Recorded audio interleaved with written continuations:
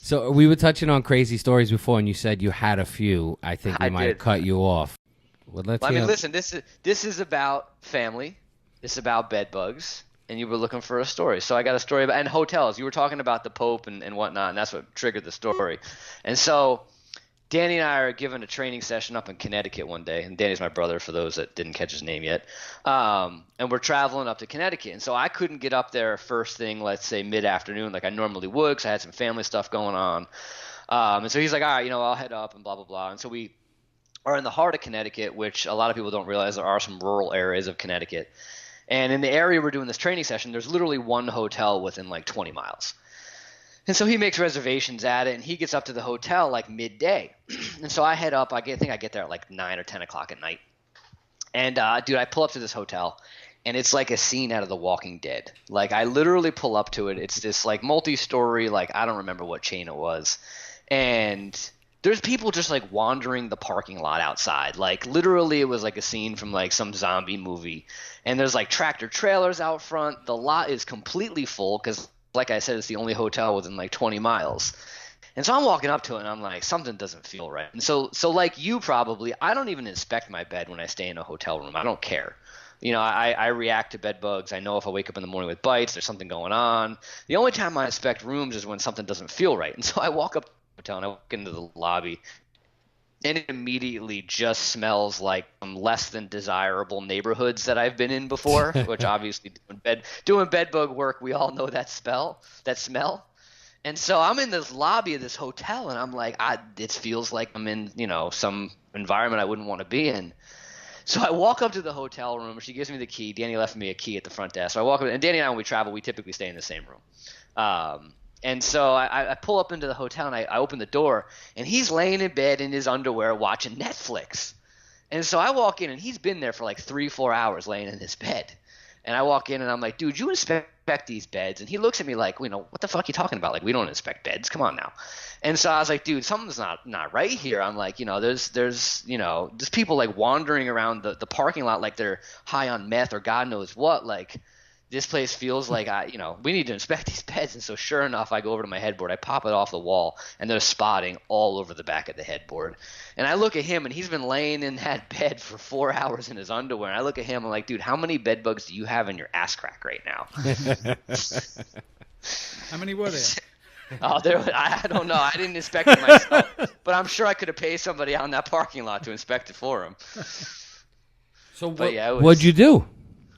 We just went down. I listened. I'm reasonable. I went down to. I knew there was nowhere else we could go, and so I went down to the lobby. I said, "Listen, I found bed bugs, or I found actually we never found a live bed bug. I was just like, we found evidence of bed bugs. Are there any other rooms you can transfer us to?" And she was kind of surprised by the news, so I don't know. Although she dug through the pest control files, and I think they did find some sort of treatment record, but whatever. And we just asked for another hotel room, and of course they only had one other room available, which was 2 doors down from this room. And so I was like, fuck. I was like, here we go. And so we went up and we inspected that room before we unloaded our stuff, and everything seemed straight. So just got another room. All right. So for the hotelers out there, when you get a bed bug treatment done, you might want to wipe the fecal spotting. It's a reasonable point. It's not. I mean, it's totally true. It's actually a good question though. In terms of how hotels handle bed bugs, like what do they do when they have evidence? Because over time, almost every room over time is probably going to have a problem at some time or another, and we're talking years here, but at some point. And so over time, when guys come in to do inspections, how often are they going to find old evidence, and there not actually be a live infestation because it was handled properly? And so it's an interesting topic. Right. And economic. I mean, the toughest thing with bed bugs, or the toughest thing, is the customer and the economics of it all, because here's a new revenue, here's a new cost that they were never ready for. I don't even know how they're recovering from it, but we talk to property managers all the time. This cost came out of nowhere that they didn't expect to handle, and now it's a bidding war most of the times. You probably know better than we do. It's a great topic actually, because one of the places I work in the most is in HUD housing, affordable housing, and a lot of times you work in those communities and things aren't being done properly, and people seem to just continually not be able to get out of their own way. And, you start to question whether or not either one, they can't figure out how to build bed bugs into the budget, or two, are they just not very good at what they do? But it's a great question, in terms of how have bed bugs changed the way, hotel owners, HUD housing managers, have they changed the way they function? And obviously it has to. Well, a lot of that work, the HUD and stuff like that, always goes to the lowest bidder. And in my experience here in New York City, the jobs are not, you can't possibly do the jobs correctly when you look at the specs. I don't understand how these people that are running the bids could possibly give the bid to them. There's no way they can possibly do the bid for the price that they're suggesting, and they give them the bid, and it's like a licking a prayer what they do, and they really don't. They may harvest some bugs, but they don't exterminate them. And that's the problem in HUD and affordable housing. It's a there's lots of angles to bed bugs in these communities, but one of the angles is what you just said. It's RFPs. It's making sure that these communities and these properties are putting the right RFPs out to bid, where they're not getting low bid pest control, because you cannot handle bed bugs with low bid pest control. And so that's one thing. Bedbug Central, we created a model RFP that we're trying to disseminate through the affordable housing communities.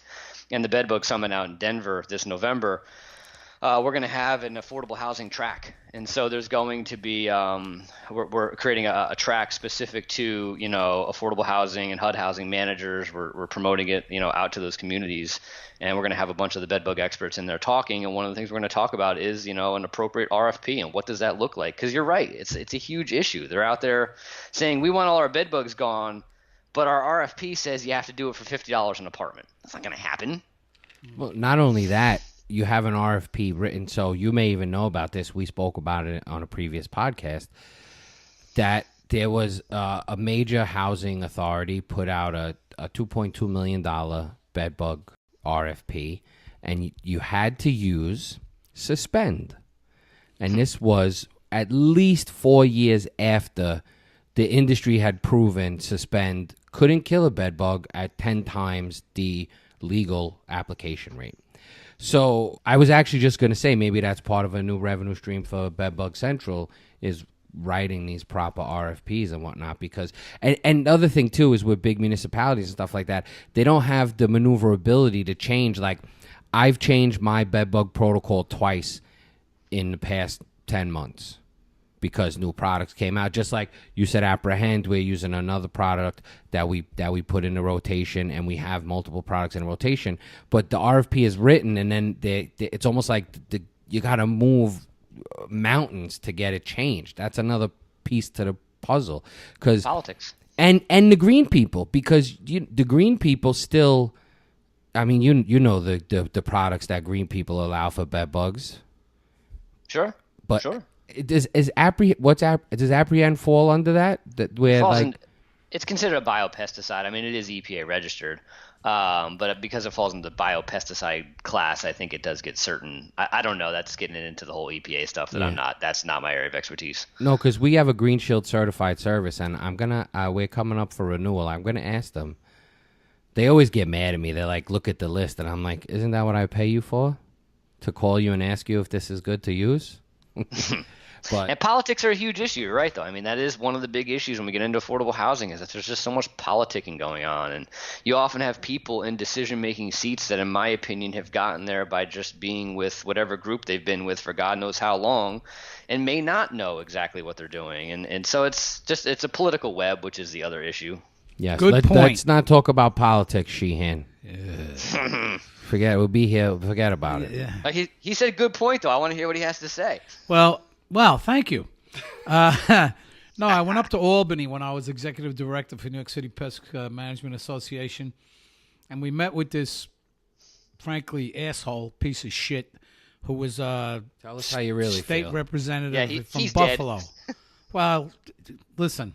Anyway, we go in there. We had to make a $500 donation to his PAC, bribe him.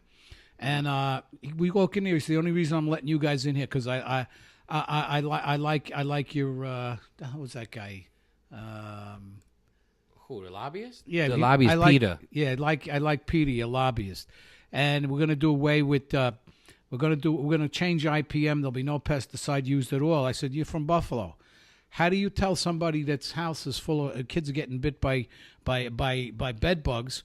What are you going to tell it? Well, there's other ways. I go, what are they? You can use a vacuum cleaner. I go, so you're going to harvest them. You're not going to get rid of them.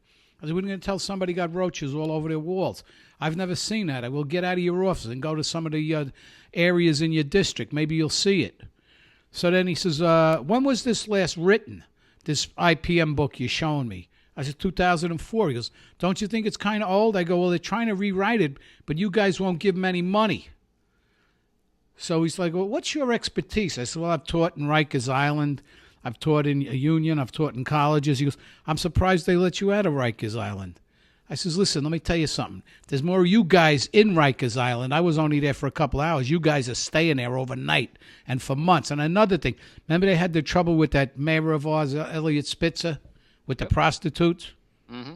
So I told him another thing. We make love to a woman. We take our socks off. And then the meeting somehow ended abruptly. Yeah, I can't imagine why. And I found out when the guy was running, I gave his opponent $500 out of my own pocket because the freaking association wouldn't give me no money for it.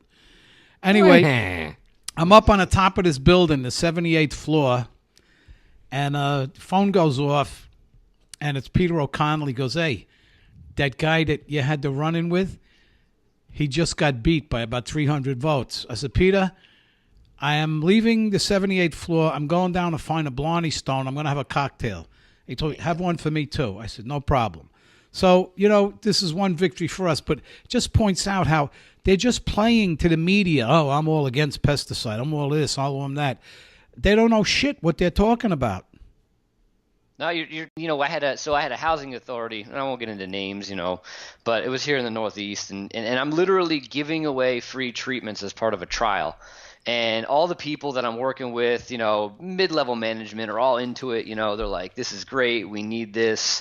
In addition to doing these free treatments that I was going to do in a whole bunch of bedbug infestations, I was also going to help them, teach them a little bit as we're going through it.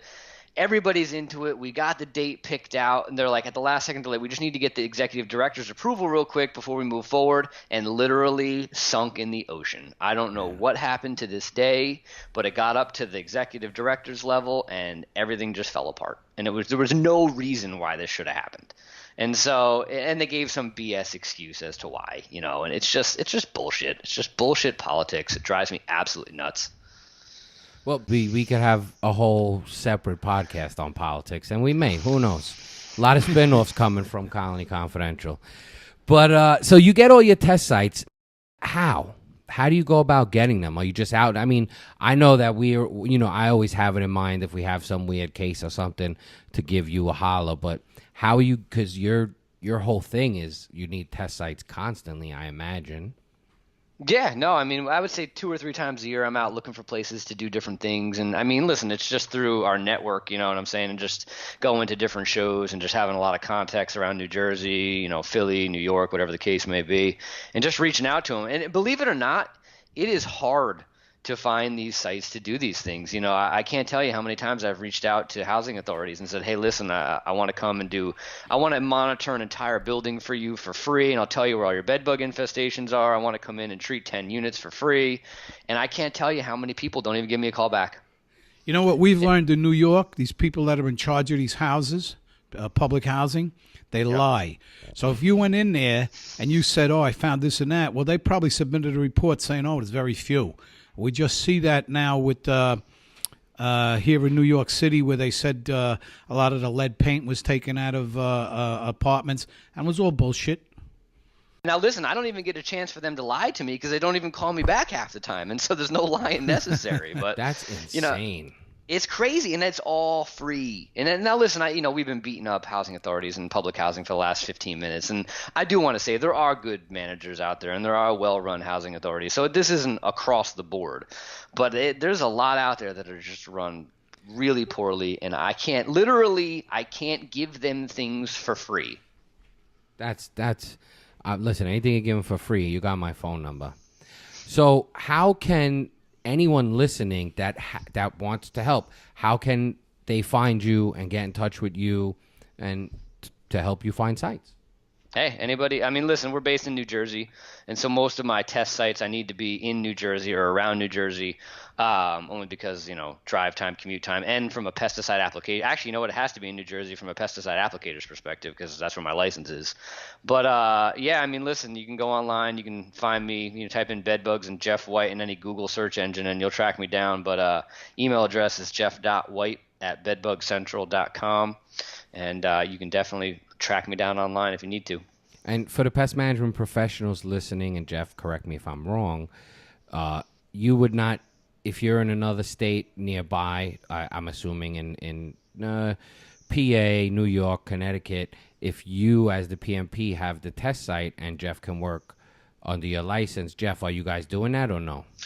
We have a couple times, if I have a good, trustworthy PMP that I can, give a test protocol to, and will trust them to kind of run it, as I need it to be done. I actually did a study out in Ohio in a building where I had a situation like that with both the management company and the pest control company.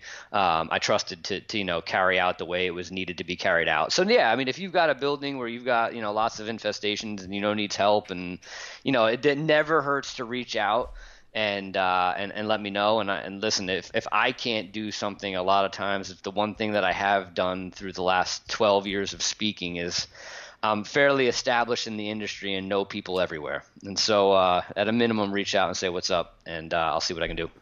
And you're still doing the bedbug boot camps? Yeah, I mean, with the whole, as you said, the separation of church and state, we're figuring out how exactly we're going to handle the one we do in New Jersey. We used to do one, or we still do one in New Jersey, November and February, which we are probably still planning on doing. We're just trying to figure out the logistics of it all now. But as of right now, we actually talked about it just yet. It's funny you brought it up because we're talking about it yesterday. But yeah, I'm still anticipating it moving forward at some level, whether it's going to be exactly the same as it was or different, but it should move forward at some level. So yes, November and February every year we do a 3.5-day training class in New Jersey on everything you'd ever want to know about killing and selling bed bugs. And then we also travel around. One of the things we're doing now, dude, is we're actually going to pest control companies themselves. And so I would say maybe 15 times a year we'll actually travel to pest control companies all throughout the country. All we usually ask is for our expenses to be paid, and we'll do training right on site within pest control companies. And you get, for the boot camp thing, you get some type of certification, and then do you go on a website or? Yeah, so that's the whole Bedbug Free thing, which we don't really push as much as we used to. Okay. And so Bedbug Free is just like a network of pest control companies that handles bedbugs similarly to kind of how we recommend. And you go through a little approval process after you go through the class, and you can go up on our website. And as people go to bedbugcentral.com to learn more about bedbugs, what happens is there's a little area you can put in your zip code. And so let's say Mrs. Jones in Brooklyn, wants bedbug services done at her house. She goes in there, types in her zip code in the little zip code box, and any company that we've had approved as far as understanding our philosophy, their contact information will come up for her zip code. And so we still do that, but we don't put as much focus on it as we used to. All right, cool. So winding down, I'm going to offer you something that most people don't get. I'm going to offer you to. I feel like I need to be sitting between you two right now to really get the feel and flow of what Let him calm down. He sounds nervous. No, I'm excited. It's not nerves. I'm excited. No, I'm just going to offer you the opportunity to ask us a question. Any question. I can't speak for my father, but I'll answer it honestly, allegedly. Oh, that's a good one. I didn't expect to be able to ask a question. It just came to me. Spontaneity. All right, so let's direct this to Pops. So what was doing the whole documentary thing like for you? Now listen, I've done a lot of Animal Planet stuff, and I remember I was on Animal Planet Infested, and I did 3 seasons I think with them, and I hated the process of filming those episodes. If I had to answer the same question one more time, I was gonna shoot somebody. And so, what was filming the documentary on rats like for you? Well, it had its moments. Mostly it was very pleasant, but I never got over the fact, like, they tell you to show up at a certain time, and they're not ready. And in our business, that's something that not too good, but very pleasant. When you say, well, you're not ready, do you want a soda? Yeah, what kind of soda? We have Diet Coke. I like Diet Pepsi. They got these little minions run out and get you. Give me a sandwich. What kind of sandwich you want? What it is? You want that? I want an ice cream cone. Okay, come.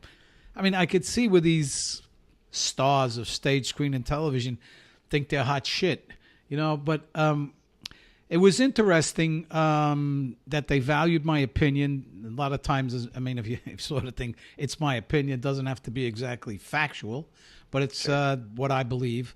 And I tell you, the whole process, the filmmaking, I couldn't follow it at first. It came down to the house.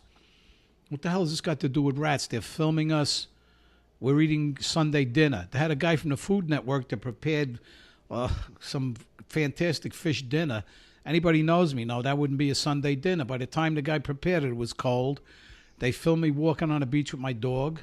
It never got in the film. And they filmed us in the office. That never got in the film. Yeah, so for the 20 minutes of him on screen was probably close to 70-something hours. You know what it was, though? I could see it was a process going on in their head as they were figuring out where this thing was going to go. And what I liked about, well, listen, they took me up to Toronto. I mean, I was on the red carpet. I was interviewed. You could see it on YouTube. And my favorite. I imagine you on a red carpet getting interviewed. That must have been entertaining. It's all over the internet. You could see. I gotta go. I never saw it. I gotta see it. And then afterwards, they showed a film, and they called me up on stage. So you figure people are going to ask the guy how he made the film. There's a lot of rat questions. So I'm out there center stage answering all this stuff on rats and stuff like that, and I catch out of the corner of my eye, these guys are getting a little uncomfortable. Why aren't they asking me questions? And finally, they did answer. They did ask them a question and stuff like that. They treated me like gold. We put us up in a hotel for 5 days. And that bar in a hotel that you never want to touch because it cost you $1 million for a cocktail? Yep. Well, kind of emptied the whole thing every day. Got to see Toronto. And when I saw the film, I was with Bobby Corrigan. I wasn't with him, but I was in the same film as him. And my favorite part of the film was that guy in England with the dogs ripping them apart, although that's harvesting. That's not really extermination. But I was sort of saddened with the stuff in India. I mean, Jesus, kind of cavemanish there. And I don't think I'll be eating Vietnamese food anytime in the near future. But again, I was pleased that they started to show the research that scientists are doing and stuff like that. So all in all, I would say it was a very good experience for me. And the Spurlocks, Morgan and his brother Craig, very nice people. So you said you could see how TV stars and movie stars think they're hot shit. So do you think you're hot shit, Ed? I think I'm very fortunate where I am. I've made the most of my opportunities, or I've tried to. And I think I'm pretty good. I realize that hot shit, yes or no? It's actually a yes or no question. Yes. Fucking think I'm going to say no? You're fucking crazy. No, I realize at this stage in my career as pest control, I'm not as sharp as I used to be because to me, you got to be out there every day. You got to be in the mix, and I'm not. So I do what I can do. I learn what I can learn. I teach what I can teach. And I'm very content where I am now. I'm very pleased, thank God. No, I mean the documentary, at least from my perspective, went well, and I enjoyed it. And you were more involved in what you did than I was with a lot of the stuff that I did. I was just a talking head that popped up for 5 or 10 seconds here or there, and wasn't a significant figure in what I was doing. And so you had a little bit of a different experience. I kind of felt like used and abused after I was done with my day and a half of interviews for probably a minute of content during the show. And so I walked out literally exhausted. I went home. My wife was like, "What is wrong with you?" I was like, literally, I just answered the same question 80 times in a row. Yeah. You know the other thing, too, if you ever come here for a barbecue, I never expected to be in Variety Magazine or Hollywood Reporter or all these other newspapers. You see your name in there, you're like, shit. I started out as an exterminator. I became a PMP. I did reasonably well, and you just see yourself in the paper. You're like, wow, holy shit. I had that moment backstage. So back, in 2010 when the whole media thing hit, I got a chance to go on The View. And I'm backstage at The View getting ready to go on the show and whatnot. And Victoria Beckham is in the dressing room across from me. Ex-Prime Minister Tony Blair is in the dressing room down from her. And I'm sitting there in my door in my dressing room, like just momentarily, saying hi and whatnot to Victoria Beckham. And I had that exact moment where I'm like, what the fuck happened? Like, I remember, like, I was running around a year or two ago in a field catching butterflies for my graduate degree, and here I am talking to Victoria Beckham backstage at The View. Just one of those moments, like you said, where you're like, where the hell am I? Yeah, it's a good feeling. It's a cool feeling. It's definitely that. Joey, what about you, man? Tell us a story. Tell them how you asked me for $10 to go to movies. Oh, yeah. So my father's hot shit. I had to work for every fucking thing in my life. I wanted to go to movies with my friends at 12 years old. He said, all right, here's $20 because movies actually, you could go to a movie, have popcorn and candy for less than that. You could actually take a date for $20 back then in 1990, whatever, 89. But anyway, every time we asked for money, it was, you're going to work Saturday or you work today. So, being the hard workers we are, we say yes. I go in the basement. He's a pallet of glue boards. Move them over there. So I'm like, I just got to move these glue boards. I'm going to move them. Took me an hour. He's like, put them back. Another hour. But this time, it wasn't another hour because now I realized. He came down 2 hours later. What are you doing? I said, the first time I learned my lesson. I became what I like to refer to as a union employee. I got the one job I was told to do done in the amount of time I had to get it done by. So, and my question is, how do you feel about that lesson today? I'm going to do the exact same thing with my kids. 110%. Because I knew the value of $1 before I was out of high school. No, I mean, listen, I got kids the same age as your kids. We're going through the same struggle right now. We buy them, a lot of stuff, and they don't understand, they see what we provide to them, but they don't understand what it takes to get to that. And so listen, it's the same struggle we all fight as parents, teaching our kids what's up. Yeah. So my daughter had to do, Father's Day was a couple weeks ago, and my daughter finally gave me my gift yesterday, and it was like Father's Day, and they had to write something for each word. But one of it was, my dad is good at killing bugs and bees with his hands. I was like, and then the other one was, he makes us save money to put in our piggy bank. And I was like, all right, maybe they're getting some of the stuff I'm already starting to teach them. But it's funny what sinks into their head. But look, us having to do that and the kids that parents just gave them money, it's a good lesson that you don't realize when you're 12. You don't realize it till you're 30. And that's just the problem with it. But, to go back to that documentary on rats, my grandson Avery saw that epic. And he comes up to me and goes, epic. He goes, we're in trouble here. Grandpa Ed, rats twist when they bite. I go, yeah, that's right. He got that part out of it anyway. So they pick up things. You'd be surprised how much, but you don't realize it at the time. My 5-year-old is convinced that he asked me one day, he wanted to see the hammer I have in the back of my truck that I use to smash bugs. So he's convinced I drive around with a hammer and just go out smashing bugs, which I loved. I was like, that's perfect. That's hilarious. Well, listen, if the green people get their way, it's that and pointy shoes, so. I like the pointy shoes. I like to see you in pointy shoes.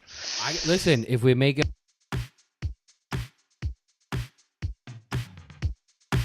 Again, Jeff, thank you for coming on. Jeff, it was good talking to you. Look forward to you're going to be down at the National, right? Oh, yeah. Good. Yeah, I look forward to seeing you. Orlando will be down there doing our Mickey Mouse thing. Okay, cool. On the next episode of Colony Confidential, listen to Ed Sheehan's first time in a big house. Of course, they run up to you and say, I'm in here in a bum rap. I'm trying to do my work. Another guy comes up, bum rap. I go, hold on. I jump up on the table. I tell him, hey, pay attention.